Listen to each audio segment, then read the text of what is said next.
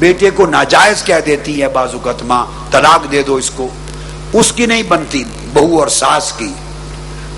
تو اس میں بیٹے پر اطاعت واجب نہیں ہے بلکہ جائز ہی نہیں ہے کہ پھر بیوی کے حقوق ہیں. کسی ایک کا ایسا حکم جس کو ماننے سے دوسرے کی حق تلفی ہوتی ہو، وہ حکم نہیں مانا جاتا، اس کی اطاعت نہیں ہوتی. اللہ کا حکم ایسا نہیں ہے کہ ایک طرف حق ادا ہو اور دوسری طرف زیادتی ہو جائے. ماں باپ کا اپنا حق، بیوی کا اپنا حق، اولاد کا اپنا حق، ہر ایک کے حق کو اپنی جگہ رکھنا یہ اللہ کے احکام میں ہے. مگر ناجائز بھی کہہ رہے ہوں تو اطاعت نہ کریں، مگر جھڑکیں اور جھگڑا نہ کریں، حکمت کے ساتھ ان کو ٹال دیں. اور بعض اوقات بات سمجھا رہا ہوں، ایسی بات بائی دی وے آ گئی میرے ذہن میں. بعض اوقات آپ نوجوان بیٹے دیکھتے ہیں کہ نہیں بن رہی میری والدہ کی، میری بیوی کی، اور مسلسل گھر میں فساد، اور وہ بڑی عجیب پوزیشن میں ہوتا ہے، ادھر ماں ہے ادھر بیوی بچے ہیں، اور ایک عجیب فساد کی کیفیت بن جاتی ہے. کوئی راستہ سکون کا نہیں ہوتا، تو اس کا حل علیحدہ رہنا ہوتا ہے. بیوی کا حق ہے، شوہر پر واجب ہے کہ وہ اس کو الگ مکان دے. جوائنٹ فیملی اگر اچھی زندگی گزرے تو اچھا ہے، یہ کلچر ہے ہمارا، دین نہیں ہے. اکٹھا رہنا شادی کے بعد یہ ہمارا کلچر ہے، اچھی بات ہے، نیکی ہے. لیکن اگر جوائنٹ فیملی میں سکون کی زندگی برباد ہو رہی ہو تو بیوی کا حق ہے کہ اسے الگ رہائش دی جائے. شوہر کا فرض ہے کہ الگ گھر مہیا کرے. نفقہ، سکنا، کھانا پینا، رہائش، دونوں چیزیں مہیا کرنا اس کے فرائض میں ہے. لیکن اگر شوہر بیوی کو الگ گھر دے تو ماں باپ کا یہ حق نہیں ہے کہ ہماری نافرمانی کی، کیونکہ اس میں نافرمانی نہیں، یہ حق اللہ نے دیا ہے. یہ ضمناً ایک بات آ گئی تو میں نے بتا دی. اب حدیث کی طرف آتے ہیں، وہی والدین کے حقوق. چونکہ شوہر اور بیوی کے حقوق کا موضوع الگ آئے گا. عبداللہ ابن مسعود رضی اللہ تعالیٰ عنہ روایت کرتے ہیں، فرماتے ہیں کہ میں نے سوال کیا آقا علیہ السلام سے، ای العمل احب الی اللہ، کہ اللہ تعالیٰ کو سب سے زیادہ کون سا عمل محبوب ہے، کون سا عمل اللہ کو سب سے زیادہ پیارا لگتا ہے. آقا علیہ السلام نے فرمایا الصلاۃ علی وقتہا، نماز کو اپنے وقت پر ادا کرنا. اللہ کا حق ہو گیا نا، اللہ کا. قال ثم ایٌ، میں نے پوچھا نماز کے بعد، اپنے وقت پر ادا کرنے کے بعد دوسرے نمبر پہ سب سے محبوب عمل اللہ کو کون سا ہے؟ قال بر الوالدین، اپنے والدین کے ساتھ نیکی کرنا، ماں باپ دونوں کے ساتھ نیکی حسن سلوک کرنا. قال ثم ایٌ، اس کے بعد کیا عمل اللہ کو پسند ہے؟ فرمایا الجہاد فی سبیل اللہ، اس کے بعد جہاد اللہ کی راہ میں کرنا. آپ اندازہ کریں، حضرت ابو ہریرہ رضی اللہ تعالیٰ عنہ روایت کرتے ہیں، یہ حدیث بھی پہلی حدیث کی طرح متفق علیہ، بخاری مسلم میں. ایک شخص آقا علیہ السلام کی بارگاہ میں آیا اور اس نے آ کے پوچھا، یا رسول اللہ، من احق بحسن صحابتی، سب سے زیادہ میرے حسن سلوک، میری بھلائی کا حقدار کون ہے؟ سب سے زیادہ حق کس کا ہے؟ میں اس کے ساتھ نیکی کروں، حسن سلوک کروں، بھلائی کروں. قال امک، آقا علیہ السلام نے فرمایا تیری ماں کا. قال ثم من، سائل نے پوچھا یا رسول اللہ پھر ماں کے بعد کس کا حق ہے؟ قال ثم امک، پھر تمہاری ماں کا. انہوں نے پوچھا ثم من، پھر اس کے بعد کس کا ہے؟ قال ثم امک، پھر تمہاری ماں کا. پوچھا یا رسول اللہ ثم من، اس کے بعد کس کا حق ہے؟ قال ثم ابوک، پھر تمہارے باپ کا. یہ جتنے حقوق بیان کروں گا اس میں اس چیز پر ہمیشہ ذہن کلیئر رکھیں کہ حسن سلوک سے مراد ادب کرنا، اف نہ کرنا، نافرمانی نہ کرنا، بے ادبی نہ کرنا، جھڑکنا نہیں ہے، تنگ نہ آنا، دل نہ توڑنا. مگر جہاں تک بات ماننے کا تعلق ہے اس میں جائز ناجائز قرآن و سنت شریعت اللہ رسول کے حکم کو ملوز رکھنا فرض ہے کہ پہلا حق اللہ اور رسول کا ہے. اگر کوئی ایسی بات کہیں جو اللہ رسول کے حکم کے خلاف ہے تو پھر ماننا واجب نہیں، چونکہ پہلا حق اللہ اور اس کے رسول کا. اسی طرح بہت سی احادیث میں آقا علیہ الصلوۃ والسلام نے یہی تعلیم دی. تین بار فرمایا حسن سلوک کا حق تمہاری ماں کا ہے، تمہاری ماں کا ہے، تمہاری ماں کا ہے، پھر تمہارے باپ کا، ثم الاقرب فالاقرب، اس کے بعد جو خونی رشتوں میں تمہارے قریب ہیں قریب ہیں قریب ہیں، ترتیب کے ساتھ پھر ان کا حق ہے. آقا علیہ السلام نے یہاں تک فرمایا کہ اللہ تعالیٰ تمہیں تمہاری ماؤں اور تمہارے آبا امہات کے ساتھ نیکی اور حسن سلوک کا حکم دیتا ہے، اور پھر ترتیب کے ساتھ خونی رشتہ داروں کے ساتھ حسن سلوک کا حکم دیتا ہے.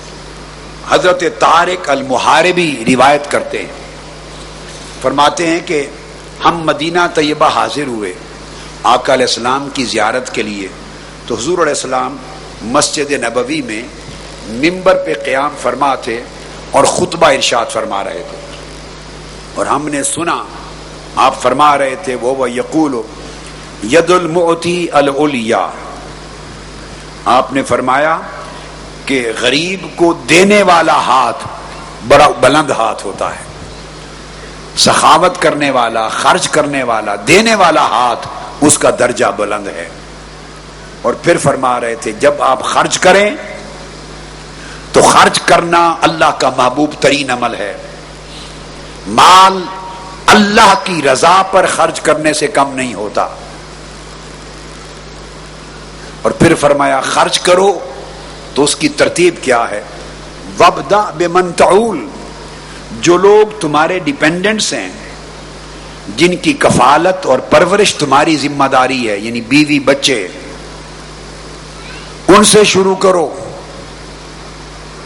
جن کی کفالت آپ کا فریضہ ہے ان سے شروع کرو، اور ان کے نام کے ساتھ پھر فرمایا امہ کا، اپنی ماں کی کفالت کرو، و ابا کا، اپنے باپ کی پر خرچ کرو، اختہ کا، پھر اپنی بہن پر خرچ کرو اگر وہ ضرورت مند ہیں، غریب ہیں، حاجت مند ہیں، و اخا کا، پھر اپنے بھائی پر خرچ کرو، ثم ادنا کا، پھر اسی طرح جو درجہ بدرجہ تمہارے قریبی رشتہ دار ہوں ان پر خرچ کرتے چلے جاؤ. اللہ رب العزت نے ایک ترتیب بتا دی اور آقا علیہ السلام نے اسے امت تک پہنچا دیا.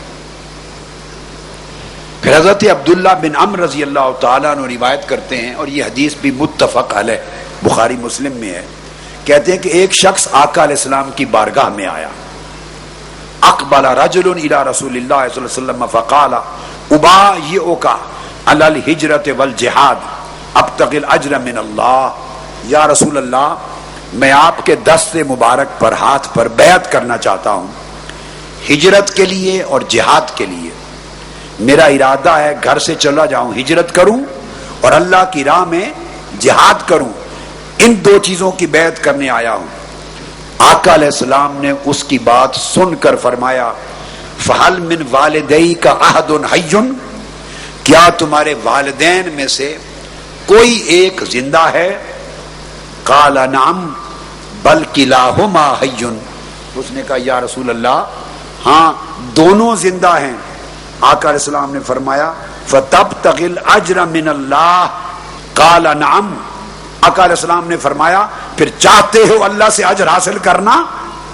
اس نے عرض کیا یا رسول اللہ جی ہاں اللہ سے اجر حاصل کرنا چاہتا ہوں، ہجرت کا بھی جہاد کا. آپ نے فرمایا فرجع الی والدیک فاحسن صحبتہما، گھر لوٹ جاؤ، اپنے والدین کی خدمت کرو. ماں باپ کی خدمت کرنے میں تمہیں ہجرت کا اجر بھی مل جائے گا، جہاد کا ثواب بھی مل جائے گا. اور ایک حدیث میں آقا علیہ السلام نے فرمایا قال ففیہما فجاہد، جو جہاد کرنا چاہتے ہو جاؤ والدین کی خدمت میں جہاد کرو. جب ان کے پاس کوئی اور سہارا نہیں ہوتا تو ان کی خدمت کرو، اس میں تمہاری ہجرت بھی ہے، تمہارا جہاد بھی ہے۔ اسی طرح آقا علیہ السلام نے فرمایا، حضرت عبداللہ بن عمر روایت کرتے ہیں، آقا علیہ السلام نے فرمایا نومک علی السریر برم بوالدیک تضحکہما ویضحکانک افضل من جہادک بالسیف فی سبیل اللہ۔ فرمایا لوگو سنو، تم اگر اپنے گھر میں بستر پر سوتے ہو، just you are lying down on your bed, بستروں پر سوتے ہو، سو رہے ہو، اور سوتے ہوئے تمہارے ماں باپ ضعیف ہیں، اور ان کے ساتھ نیکی کرتے ہو، انہیں خوش کرتے ہو، ان کی خدمت کرتے ہو، اور اچھے لطیفے سنا کے یا جن باتوں سے ان کا دل خوش ہوتا ہے وہ باتیں سنا کے تضحکہما ان کو ہنساتے ہو، بستر پر سوئے ہوئے ہو اور اچھی باتیں سنا کے ماں باپ کو ہنسا رہے ہو اور وہ تمہیں خوش کر کے ہنسا رہے ہیں۔ فرمایا بستر پر سونا اور ماں باپ سے باتیں کر کے انہیں ہنسانا، یہ تلوار لے کر اللہ کی راہ میں جہاد کرنے سے زیادہ افضل ہے۔ بستر پہ سونا، ماں باپ سے باتیں کرنا۔ جب ماں باپ بوڑھے ہو جاتے ہیں انہیں اولاد سے شکایت ہی ایک ہوتی ہے، زیادہ تر وہ کہتے ہیں ہمارے پاس بیٹھتے ہی نہیں، 24 گھنٹے یہ مصروف رہتی ہیں، جب بات کرو کہتے ہیں جی میں یونیورسٹی جا رہا ہوں، میں کالج جا رہا ہوں، میں ذرا دوستوں سے میری میٹنگ ہے، میں اپنے کالج جا رہی ہوں، ذرا فرینڈز کے ساتھ میٹنگ ہے، میری فلاں جگہ ایک جگہ برتھ ڈے پہ جا رہی ہوں، میری فلاں کمٹمنٹ ہے، میں ذرا اپنا کام کر رہی ہوں، کام کر رہا ہوں۔ بوڑھے ماں باپ کو شکوائی اولاد سے یہ ہوتا ہے کہ بیٹھ کے ہماری باتیں نہیں سنتے۔ اور اولاد کیوں نہیں سنتی؟ وہ اس لیے نہیں سنتی کہ وہ پڑھ لکھ گئی، جوان ہو گئی، وہ بوڑھے ہیں، اب ان کی باتیں تو ان کی عمر کے حساب سے ہوں گی۔ آپ میری بات کو سمجھے ہیں نا؟ ان کی باتیں تو ان کے حساب سے ہوں گی، جیسے ان کی عمر ہے، جو ان کا زمانہ تھا، جیسے ان کی طبیعت ہے، جیسے ان کی تعلیم ہے۔ اب وہ سائنس کی باتیں تو نہیں کریں گے آپ سے، میڈیکل سائنس کی باتیں نہیں کریں گے، فزکس کی نہیں کریں گے، کیمسٹری کی نہیں کریں گے، پالیٹکس کی نہیں کریں گے، سوشیالوجی کی نہیں کریں گے، بڑے اونچے سطح کی باتیں آپ کے دوستوں کی تو نہیں کریں گے۔ ممکن ہے وہ کوئی کبھی ادھر کی بات کر دے، کبھی یہ کر دے، کبھی وہ کر دے، کبھی ایسا آپ کو برا بھلا کہہ دے، وہ تو جو ان کے جی میں آئے گا وہ سنانا چاہتی۔ نیکی اور عبادت ہے کہ ماں باپ کا دل خوش کرنے کے لیے بیٹھ کے ان کی باتیں سنو، جسٹ انہیں ٹائم دو، انہیں احساس ہو کہ ہمارے بیٹے اور بیٹیاں وقت نکال کر روزانہ ایک ٹائم اسپیسیفائیڈ ہے ہمارے پاس بیٹھتے ہیں۔ ان کی باتیں چھوٹی ہیں یا بڑی ہیں، بوڑھی ہو گئی ہے ماں، دیہات کی ہے، ممکن ہے کوئی پرانے دیہاتوں کا رونا رو رہی ہوگی، وہ فلاں کو بیاہ کے لائی تھی اور وہ ایسی نہیں نکلی، اور فلاں جگہ شادی کی، فلاں نے ایسا کیا۔ آپ میری بات کو سمجھ رہے ہیں نا؟ وہ کئی گورکھ دھندے سنائے گی ماں، باپ ہے پرانے وقتوں کی اپنی باتیں کرے گا، اپنے دل کے کوئی دکھڑے سنائے گا، ماں دکھڑے سنائے گی۔ وہ چاہتے ہیں بڑھاپے میں کوئی سنے، اور اولاد سے بڑھ کر سننے والا کون ہے؟ کس کا حق ہے؟ بس آپ ایک کوالٹی ٹائم دیا کریں ماں باپ کو، بڑھاپے میں ان کے پاس بیٹھیں، جو کہنا چاہتی ہیں سنیں اور ان کے ساتھ دلچسپی لیں۔ یہ نہ کہیں امی یہ کیا بور کر رہی ہیں آپ، یہ کیا باتیں کر رہی ہیں، کوئی کام کی بات کرو، ان کا دل ٹوٹے گا۔ اسی باتوں میں دلچسپی لو، اس کا دل خوش۔ اب آپ کہہ رہے ہیں کیسے دلچسپی لیں؟ بھئی جیسے آپ 2 سال 3 سال 4 سال کے اپنے بیٹے بیٹیوں میں دلچسپی لیتے، نہیں لیتے ہیں؟ چھوٹے چھوٹے بچے ہمارے، یہ جہاز لینا ہے، یہ فلاں چیز لینی ہے، یہ لینی ہے، یہ لینی ہے، کبھی یہ چیز پہننی ہے، یہ نہیں پہننا، یہ کھانا، اور یہ تو جو بچے چھوٹے چھوٹے ہر وقت کرتے ہیں، آپ ماں کے طور پہ دلچسپی لیتی ہیں کہ نہیں ان کے کاموں میں اور ان کی باتوں میں؟ وہ کہتے ہیں بچے چھوٹی عمر میں مجھے کہانیاں سناؤ، پھر آپ کہانیاں نہیں سناتی؟ ایک بادشاہ تھا، وہ اس کی ایک ملکہ تھی، اس کی کتنی بڑی سلطنت تھی، اس کے اتنے سپاہی تھے، یہ پتہ نہیں کیا کیا سناتی. آگے میری کہانی ختم ہو گئی، آگے مجھے کوئی نہیں یاد. تو سٹوری بکس ہیں. میں دیکھتا ہوں باجی کو، وہ ہر رات سونے سے پہلے، شیخ احمد ہے ہمارا، شیخ احمد، ہر رات سونے سے پہلے سٹوری بک سے ان کو پڑھ کے سٹوری سناتی ہیں. فضا باجی ہیں، ہماری چھوٹی بیٹی سکینہ ہے، ان کو میں نے بتایا تھا وہ 2 سال کی ہے، مگر اس کی سمجھ کے مطابق ہر رات اس کی ڈیوٹی ہے اسے کچھ سٹوری سنائے، ایسی باتیں سنائے جس سے اس کو دلچسپی ہو. اب آپ کی دلچسپی، آپ ہیں 25 سال کے، آپ ہیں 40 سال کے، اب میری بات سمجھ رہے ہیں، آپ میچور ہو گئے، تو بچہ بچی 2 سال 4 سال 5 سال کا، اس کی دلچسپیاں اس کے حساب سے ہیں. تو آپ اس طرح چھوٹی بنیں گی یا چھوٹا بنیں گے، اس کی عمر کا ایج فیلو، تو تب ہی اس کے ساتھ کمیونیکیشن ہوگی نا. کمیونیکیشن کے لیے آپ کو نیچے اترنا ہوگا اپنی عمر سے، 2 سال کا بننا ہوگا، کبھی 3-4 سال کا بننا ہوگا. اگر آپ صدر پیٹ بن کے بات کرنا چاہیں، ڈاکٹر رحیق احمد عباسی بن کر، اور بچہ ہے 3-4 سال کا، تو وہ تو گیپ رہے گا، تو وہ تو بات نہیں بنے گی. بچہ چھوٹا ہے یا بچی 4 سال کی، آپ ناظم اعلیٰ بن کے بات کرنا چاہتے ہیں، جناب شیخ زاہد فیاض، تو وہ تو نہیں سنے گا، گیپ رہے گا. تو آپ اپنی اولاد کے لیے کیا کرتے ہیں؟ آپ اتر آتے ہیں، نیچے اتر آتے ہیں. چھوٹے بچوں کے لیے کھیلتے بھی ہیں، بھاگتے بھی ہیں. آقا علیہ السلام گلیوں میں حسنین کریمین کے پیچھے نہیں دوڑتے تھے.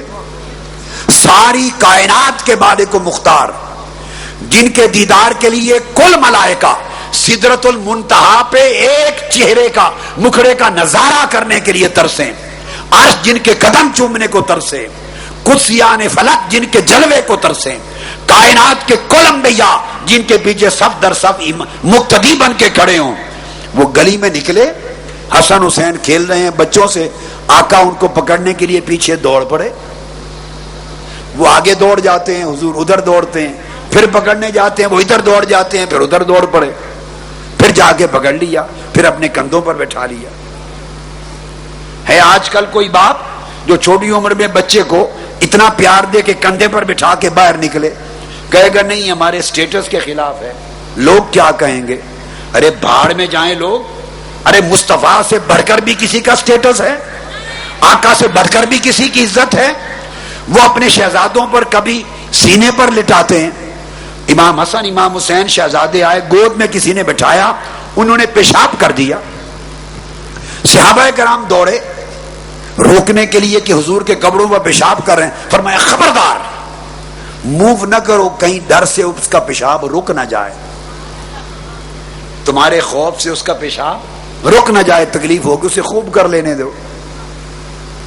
اپنے کپڑوں پر کروا رہے ہیں، پھر پانی کر کے بہا دیا.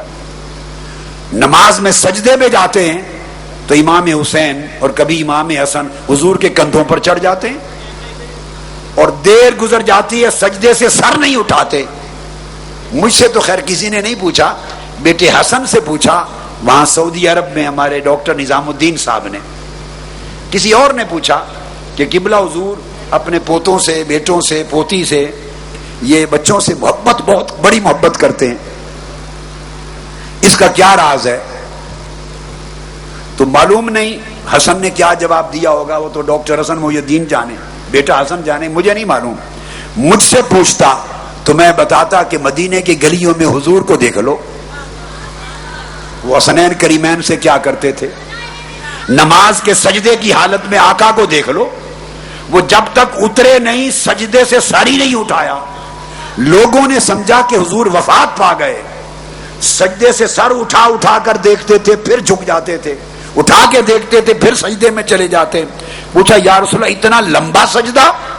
آقا نے فرمایا مجھے ڈر تھا کہیں اٹھا تو حسین گر نہ جائے، چوٹ نہ لگ جائے. اب کوئی مہیا کر سکتا ہے اس محبت کے پیمانے کی برابر معیار؟ کوئی کر سکتا ہے؟ حسنین کریمین حضور کے کندھوں پہ چڑھ جاتے ہیں سجدے میں، فرض نماز ہو رہی ہے با جماعت، تو اٹھتے ہوئے ان کو نیچے کر لیتے ہیں، جب جاتے ہیں تو پھر اوپر بٹھا چڑھ جاتے ہیں. تو جب آپ اس عمر کے بچوں سے ڈیل کرتے ہیں جو آقا علیہ السلام نے ڈیل کر کے دکھایا، تو آپ اس بچے کی عمر کے مطابق کرتے ہیں نا کمیونیکیٹ جی. تو جب بچے سے ڈیل کر رہے ہیں، بچہ جیسا بن کے، بچے کی طرح بن کے، اس طرح اب ماں باپ بوڑھے ہو جائیں تو اب ان سے بھی اسی طرح ڈیل کرو، جیسی وہ ہیں اسی طرح زبان میں بات کرو. جب آپ بچے سے بات کرتے ہیں، باپ یا بچہ دودھ کو کہتا ہے دودو، تو آپ کہتے ہیں دودو پینا، دودو پینا کہتے ہیں کہ نہیں؟ اب یہ کون سی بولی ہے؟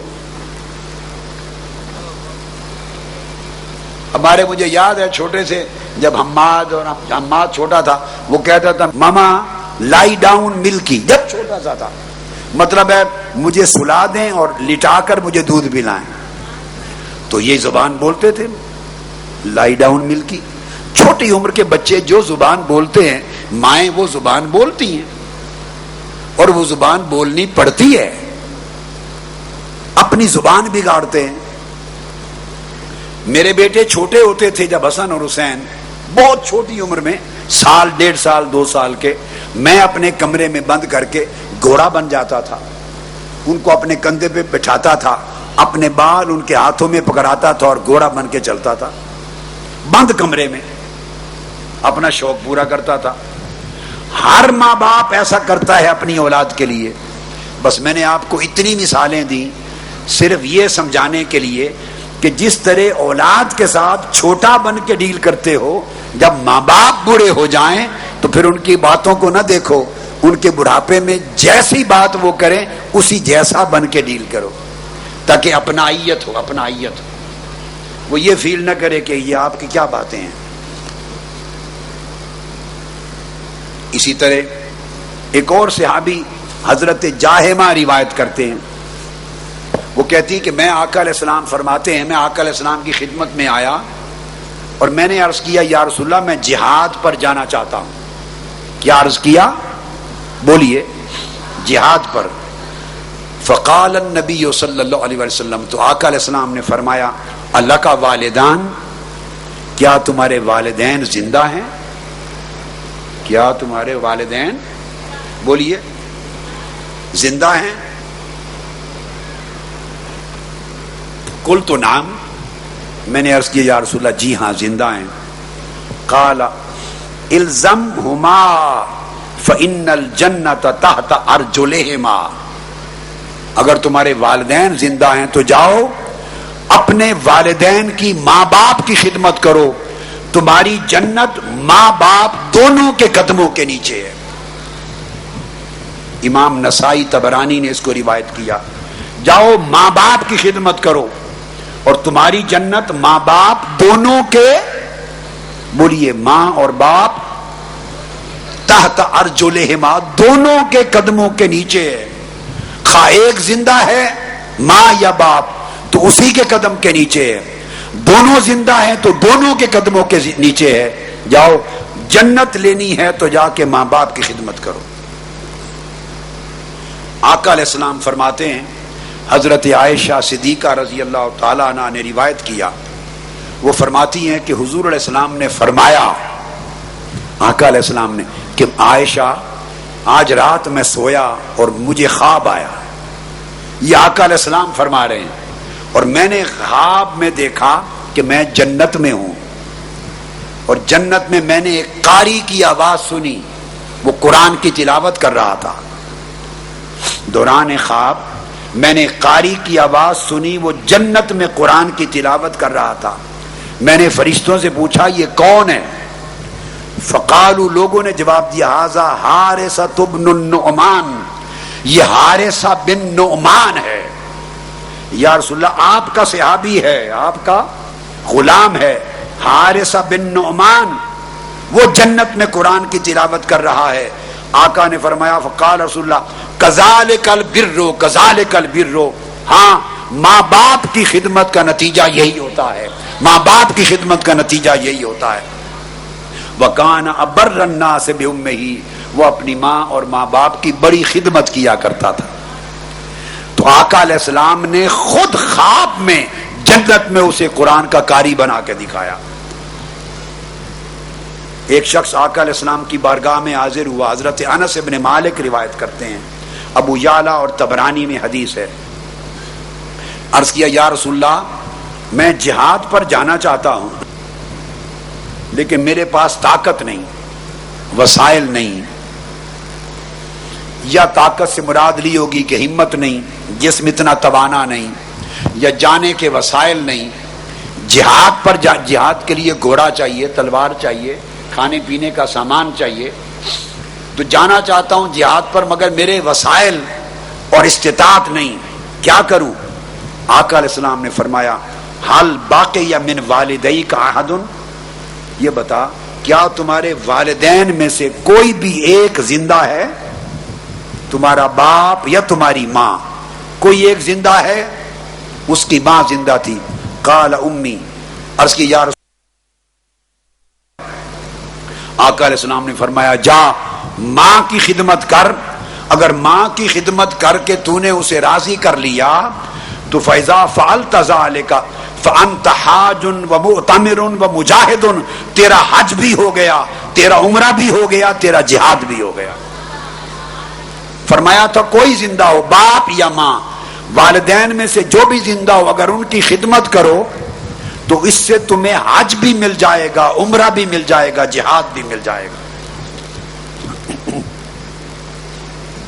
آقا علیہ الصلوۃ والسلام نے اتنے ارشادات ارشاد فرمائے. اور پھر ایک روز آقا ارشاد فرما رہے ہیں, ابو ہریرہ رضی اللہ تعالیٰ عنہ راوی ہیں, فرمایا راغم انفن ثم راغم انفن, اس شخص کی ناک خاک آلود ہو, اس کی ناک خاک آلود ہو, پھر اس کی ناک خاک آلود ہو. صحابہ کرام نے عرض کی قیل من یا رسول اللہ, آقا کس کی؟ فرمایا من ادرکا ابویہ عند الکبر احدہما او کلیہما فلم یدخل الجنہ, وہ شخص محروم اور بدبخت ہوا جس نے اپنے ماں باپ دونوں کو بڑھاپے میں پایا یا دونوں میں سے کسی ایک کو بڑھاپے میں پایا اور پھر بھی جنت میں نہ داخل ہوا. یعنی ماں باپ دونوں یا کوئی ایک بڑھاپے میں نصیب ہوں اور اولاد جنت نہ پا سکے, فرمایا اس سے بڑا بدبخت کوئی نہیں ہے. میں تو ہمیشہ تڑپتا ہوں, پریشان ہوتا ہوں اور حسرت رہتی زندگی میں کہ میں اپنے والدین کو نہ پا سکا. میری والدہ ماجدہ جب فوت ہو گئی تو میری عمر 16 سال تھی اور میری والدہ ماجدہ کی عمر 35.5 سال تھی. میری والدہ کی عمر 35.5, 36 سال بھی نہیں تھی اور میں 16 سال کا تھا. 17واں سال میرا شروع تھا عمر کا, 17واں سال. تو میں نہ پا سکا, نہ ان کو بڑھاپے میں پا سکا, نہ خود موقع. تو طالب علمی کا زمانہ تھا, FSC کی وصال ہو گیا. اور ابا جی قبلہ رحمت اللہ تعالی علیہ, میری تعلیمی زندگی ابھی ختمی ہوئی تھی, وصال فرما گئے 56 برس کی عمر مبارک میں. اس وقت تک ابھی تعلیم ہی مکمل کر رہا تھا. لاہور 5-6 سال سے لاہور میں تھا, MA کیا, لاء کیا, واپس آیا, وصال فرما گئے. یعنی عملی زندگی انہوں نے میری نہیں دیکھی.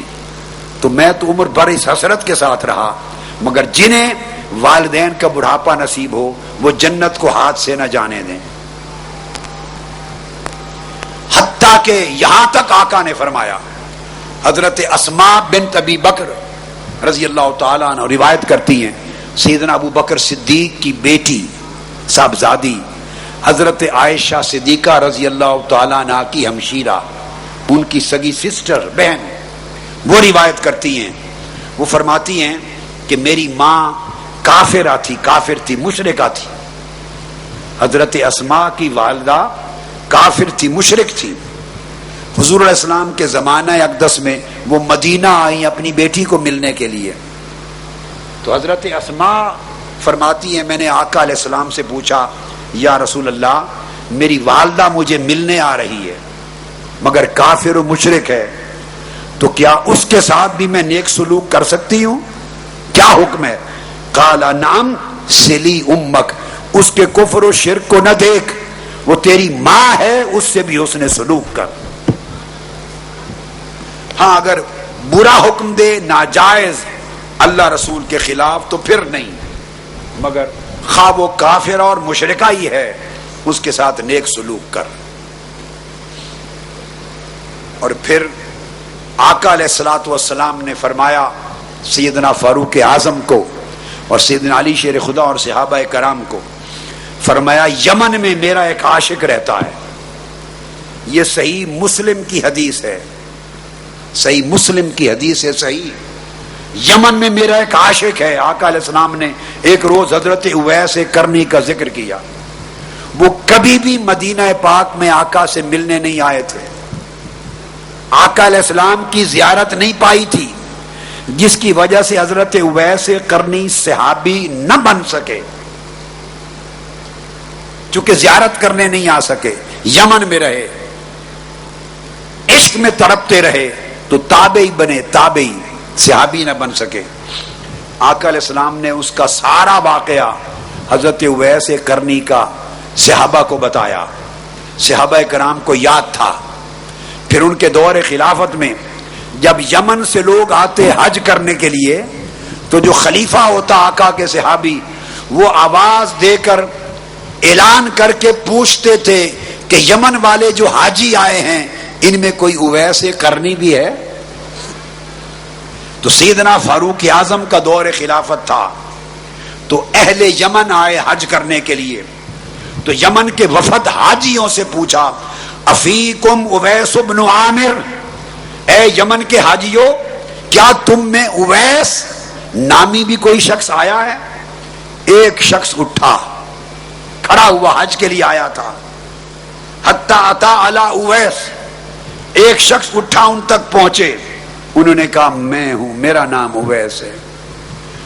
حضرت فاروق اعظم نے فرمایا انت اویس بن عامر، کیا تم واقعی اویس بن عامر ہو؟ فرمایا ہاں میں اویس بن عامر ہوں۔ قال من مراد ثم من قرن، مراد قبیلے سے اور قرن سے ہو؟ انہوں نے کہا میں ہی اویس قرن ہی ہوں۔ جب پہچان ہو گئی تو آگے پھر اگلی ایک بات سنیے، سیدنا فاروق اعظم پوچھتے ہیں قال لک والدۃ، اے اویس تمہاری کوئی والدہ بھی ہے بوڑھی؟ انہوں نے عرض کیا جی ہاں حضور۔ یہ سیدنا فاروق اعظم اور اویس کرنی کا مذاکرہ، مکالمہ، ڈائیلاگ ہو رہا ہے، ہاں میری والدہ بھی ہے۔ یہ ساری باتیں سیدنا فاروق اعظم کو کس نے بتائی تھی؟ بولیے نا، یہ آقا علیہ السلام نے بتائی تھی۔ قربان جائیں محبت کا یہ عالم، کبھی ملنے نہیں آئے، ملاقات نہیں ہوئی، اور آقا کبھی یمن اور کرن نہیں گئے، ملاقات کے بغیر سارے حالات زندگی اپنے عاشق اویس کرنی کے صحابہ کو بتا رہے ہیں۔ پوچھا تمہاری بوڑھی والدہ بھی ہے؟ عرض کیا جی ہاں والدہ بھی ہے۔ پھر کہنے لگے ہاں اب سنیے، آقا علیہ السلام نے ہمیں فرمایا تھا سمیت رسول اللہ صلی اللہ علیہ وسلم یقول یاتی علیکم اویس بن عامر ما امداد اہل الیمن من مراد ثم من قرن۔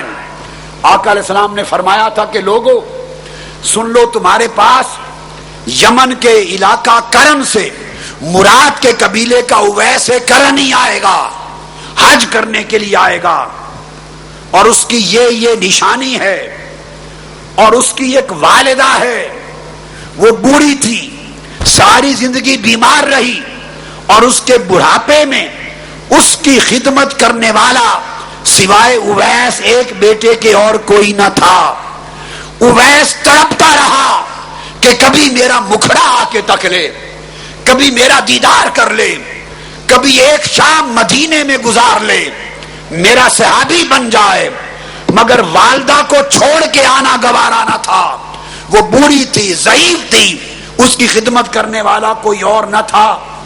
سو میرا حکم اسے پہنچا ہوا تھا کہ میں صحابہ کو کہتا ہوں کہ ماں باپ بوڑھے ضعیف ہوں تو چھوڑ کے حج کرنے بھی نہ جانا، جہاد پر نہ جانا، سو میرے حکم کی تعمیل میں اویس عمر بھر بوڑھی ضعیف ماں کی خدمت کرتا رہا، چونکہ کوئی اور بھائی اور فرد گھر میں اس کی خدمت کرنے والا نہ تھا، اور میرے دیدار اور شرف صحابیت سے محروم رہا۔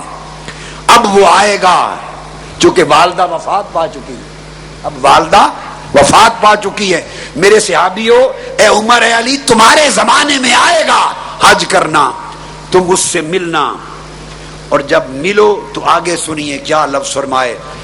آقا نے فرمایا جب میرے اویس سے تمہاری ملاقات ہو جائے، فَإِنِ اسْتَطَعْتَ أَن يَسْتَغْفِرَ لَكَ فَافْعَلْ، اے عمر اسے درخواست کرنا کہ آپ کی بخشش کی دعا کرے۔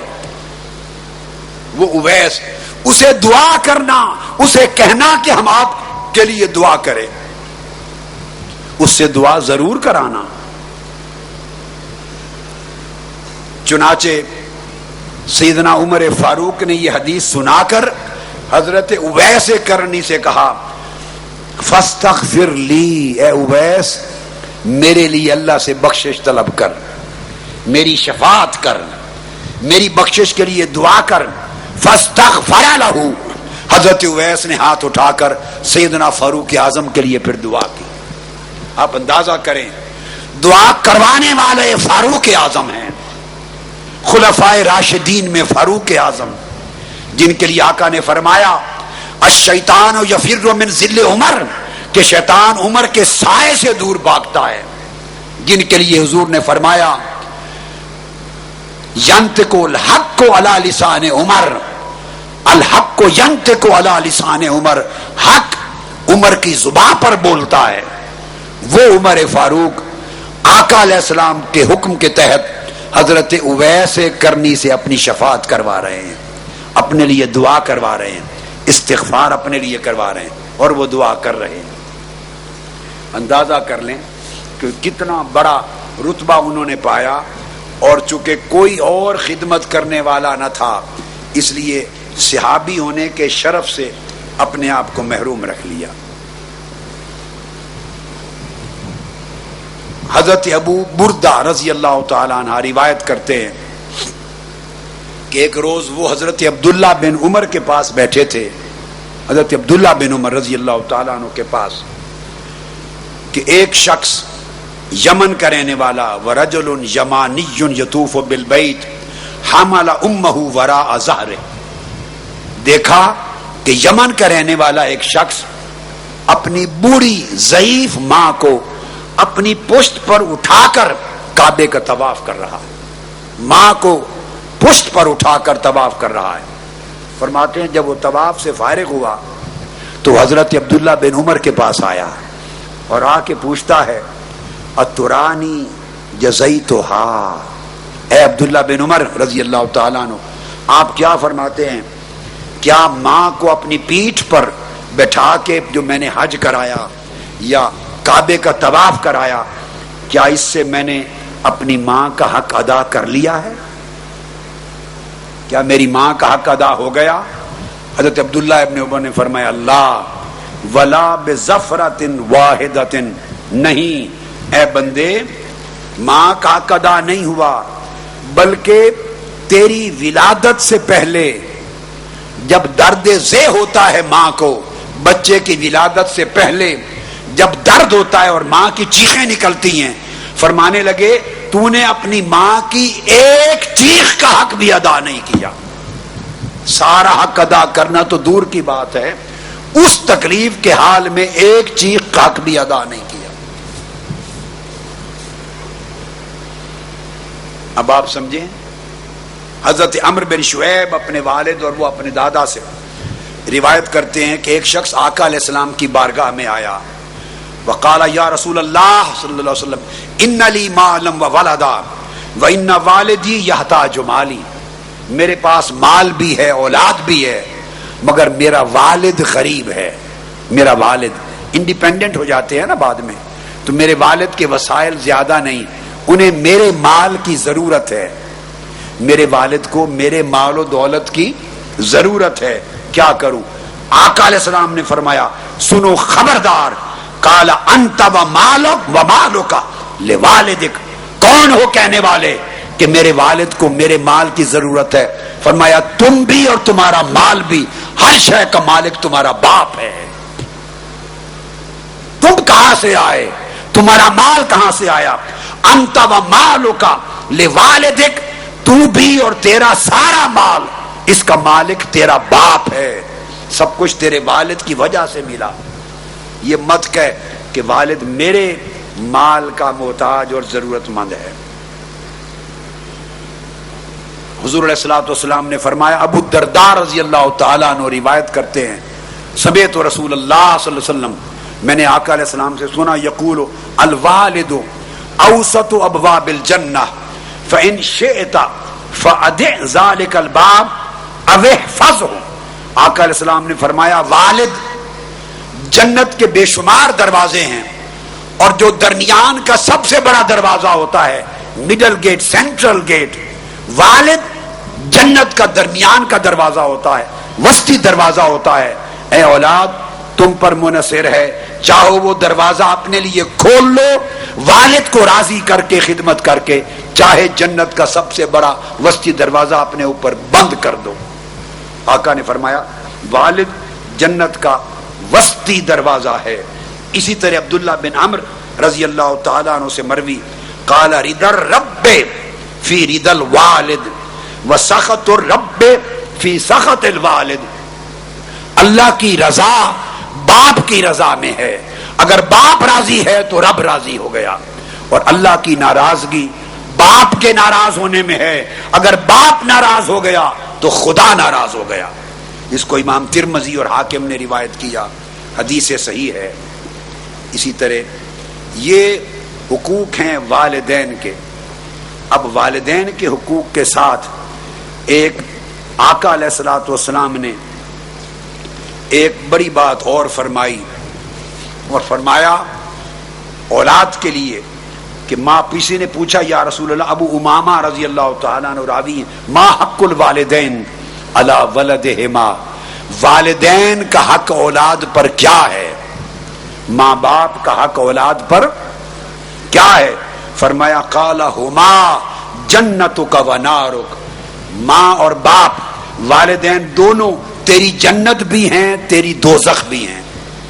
چاہے والدین کی خدمت کر کے، ادب احترام کر کے جنت لے لے، چاہے خدمت نہ کر کے، بے ادبی کر کے، انہیں دکھ دے کر اور ان کو اذیت دے کر دوزخ لے لے۔ پھر والدین کے حقوق میں اس کو بھی آقا علیہ السلام نے شامل کیا۔ عبداللہ بن عمر روایت کرتے ہیں، آقا علیہ السلام نے فرمایا قال ابر البر ان یصل الرجل ود ابیہ، اور فرمایا آقا علیہ السلام نے کہ سب سے بڑی نیکی یہ ہے، سب سے بڑی نیکی یہ ہے کہ کوئی شخص اپنے والد کے دوستوں کے ساتھ بھی نیک سلوک جاری رکھے۔ باپ، ابھی باپ کے دوست تھے، باپ فوت ہو گیا تو اولاد پر فرض ہے کہ باپ جن جن لوگوں سے محبت کرتا تھا، باپ کے جو جو دوست تھے، تو بیٹا اور اولاد باپ کے دوستوں کے ساتھ بھی نیک سلوک رکھے۔ آقا نے فرمایا یہ نیکیوں میں سب سے بڑی نیکی ہے۔ اور دوسری روایت میں فرمایا ان من ابر البر صلۃ الرجل اہل ود ابیہ بعد ان یولیہ، باپ کے فوت ہو جانے کے بعد باپ کے دوستوں سے اچھا سلوک کرتے رہنا، یہ سب سے بڑی نیکی ہے۔ اور اس میں ایک واقعہ ہے، حضرت عبداللہ بن عمر رضی اللہ تعالیٰ عنہ، امام مسلم نے الصحیح میں روایت کیا ہے کہ حضرت عبداللہ ابن عمر جب بھی کبھی مکہ کی طرف جاتے، مدینہ سے سفر کرتے، اونٹ پر سوار ہوتے۔ اونٹ کی لمبی سواری بڑی تکلیف دہ ہوتی ہے، اور جب تھک جاتے اونٹ کی سواری سے تو پھر گدھے پر سوار ہو جاتے۔ گدھا جیسے خچر اور گھوڑا ہوتا ہے، اس پہ سوار ہو جاتے، اور امامہ بھی باندھتے تھے سر پر۔ عبداللہ بن عمر کہنے لگے کہ وہ ایک روز مکہ معظمہ جا رہے تھے، مکہ معظمہ، رستے سے جب گزرے مکہ معظمہ جاتے ہوئے ایک شخص پاس سے گزرا، آپ نے اس شخص کو دیکھا، حضرت عبداللہ بن عمر نے، تو اس سے پوچھا کیا تم فلاں فلاں شخص کے بیٹے ہو، فلاں ابن فلاں کے؟ اس نے کہا جی ہاں میرا باپ فلاں تھا، دادا فلاں تھا، وہی ہوں۔ جب یہ بات کہی آپ اسی وقت نیچے اتر آئے اور اپنا گدھا جو طاقتور سواری تھی وہ اس کو تحفہ دے دیا، یہ لے لو، اور اپنے سر سے امامہ اتارا اور امامہ اتار کے اس کے سر پہ باندھ دیا کہ یہ تحفہ لے جاؤ۔ جب چل پڑے تو ان کے خادم نے پوچھا حضرت یہ کیا بات کی، آپ نے اپنی سواری بھی اس کو دے دی، اپنے سر سے امامہ اتار کے بھی دے دیا، اور ایک روایت میں آتا ہے کہ آپ اسے 2 درہم دے دیتے، اگر غریب تھا وہ بھی اس کے لیے کافی ہوتے، سواری بھی دے دی، سر کا امامہ بھی دے دیا، اس کا سبب کیا ہے؟ آپ نے فرمایا وہ میرے والد کا دوست تھا، میرے والد حضرت عمر کا دوست تھا، میں نے اس کا نسب پوچھا کہ فلاں بن فلاں کے بیٹے ہو، اس نے بتایا ہاں، مجھے یاد آ گیا میرے باپ حضرت عمر اس سے دوستی محبت کرتے تھے، میں نے والد کی محبت کی لاج نبھاتے ہوئے اپنا سر بھی ننگا کر کے اپنا امامہ بھی دے دیا، اپنی سواری بھی اس کو دے دی۔ اور فرمایا ایک حدیث میں جسے امام بخاری نے الادب المفرد میں روایت کیا کہ آقا علیہ السلام نے فرمایا اپنے باپ کی دوستیوں کو نبھاؤ۔ رفقا سنیں، رفقا کی اولادیں سنیں، جس مشن سے آپ کے والدین منسلک ہیں تم اس مشن سے مرتے دم تک اپنی دوستی نبھانا، یہ تمہارے ماں باپ کی دوستی کا حق ہے، ایمان کا حق ہے۔ نسلوں کو درس دے کے جانا، وصیت کر کے جانا، جہاں سے ہمیں ہدایت ملی بیٹوں بیٹیوں اسی در سے جڑے رہنا، جہاں سے ہمیں در مصطفیٰ کی پہچان ملی بیٹوں بیٹیوں اس مشن میں جڑے رہنا، جہاں سے ہمیں عشق اور ادب مصطفیٰ کا سبق ملا اس مشن میں جڑے رہنا، جہاں سے ہمیں ایمان اور آداب زندگی نصیب ہوئے اس مشن سے جڑے رہنا، جہاں سے ہمیں نیکی اور تقوی کا درس ملا، ہم بھٹکے ہوئے تھے ہمیں سیدھی راہ ملی، اگلی نسلوں کو بھی اس مشن میں جوڑ کے جانا، یہ آپ کی ذمہ داری ہے۔ مشن نسل در نسل منتقل کرنا یہ حصہ ایمان ہے۔ عبداللہ بن عمر رضی اللہ تعالیٰ عنہ نے فرمایا کہ میں نے اس کو اپنی سواری اور امامہ اس لیے دیا کہ حضور علیہ السلام نے فرمایا تھا جو شخص اپنے والد کے تعلق اور دوستی کو نبھائے اور کبھی نہ توڑے، اس تعلق کے ساتھ اسی طرح آئندہ بھی جڑا رہے، تو فرمایا اللہ تعالیٰ اس کے نور ایمان کو کبھی بجھنے نہیں دے گا، اس کے نور ایمان کو بجھنے نہیں دے گا، اور جو والد کے تعلق اور دوستی کو توڑ دے اس کے ایمان کا نور بھی بجھ جائے گا، اس کے ایمان کا نور بجھ جائے گا۔ اسی طرح آقا علیہ الصلوۃ والسلام نے یہ تعلیم دی، آپ نے فرمایا کہ جو شخص اللہ پر اور آخرت پہ ایمان رکھتا ہے تو اس کے ایمان کا تقاضا ہے کہ مہمان گھر پہ آ جائے تو اس کو عزت دے، جو کچھ اس کے پاس ہے مہمان کو آگے رکھ دے، اور پھر اپنے قرابت داروں خونی رشتہ داروں کے ساتھ بھلائی کرے، اور اگر جس کے لیے بھی بات کرنا چاہے نیکی کی بات کرے، کسی سے برائی کی بات نہ کرے۔ آقا علیہ الصلوۃ والسلام